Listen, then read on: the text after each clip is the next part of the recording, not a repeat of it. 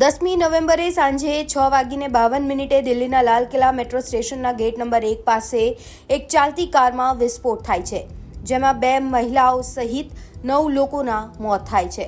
આ વિસ્ફોટમાં 24 લોકો ઘાયલ છે, સારવાર હેઠળ છે. વિસ્ફોટ પહેલાના સીસીટીવી ફૂટેજમાં પાર્કિંગમાંથી એક સફેદ કાર છે એ જોવા મળે છે. 20 કાર બહાર આવી રહી છે અને આ કારમાં આતંકવાદી ડોક્ટર મોહમ્મદ ઉમરની હોવાની શંકા વ્યક્ત કરવામાં આવી રહી છે.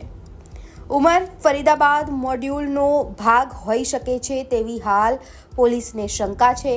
તાજેતરમાં જમ્મુ કાશ્મીર પોલીસે હરિયાણાના ફરીદાબાદથી લખનઉ સુધી એક ઓપરેશન હાથ ધર્યું હતું અને 2900 કિલો વિસ્ફોટક જપ્ત કર્યો હતો.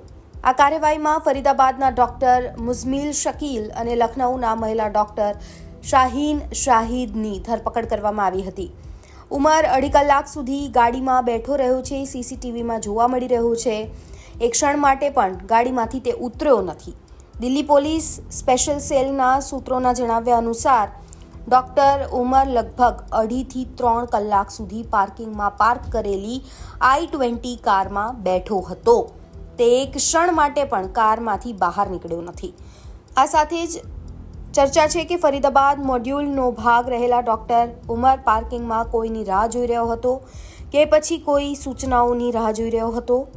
લાલ કિલ્લા પાસે થયેલા વિસ્ફોટકના સંદર્ભમાં દિલ્હી પોલીસે ગેરકાયદેસર પ્રવૃત્તિઓ અધિનિયમ એટલે કે UAPA હેઠળ FIR નોંધી છે. સુરક્ષા એજન્સીઓએ આત્મઘાતી હુમલાના એંગલની પણ તપાસ શરૂ કરી છે.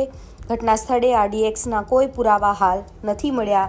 ત્યારે આ બધાની વચ્ચે આ CCTV છે એ ખૂબ ચોંકાવનારા છે, જ્યાં આ આતંકવાદી ઉમર કારમાં હોવાની શંકા છે વ્યક્ત કરવામાં આવી રહી છે.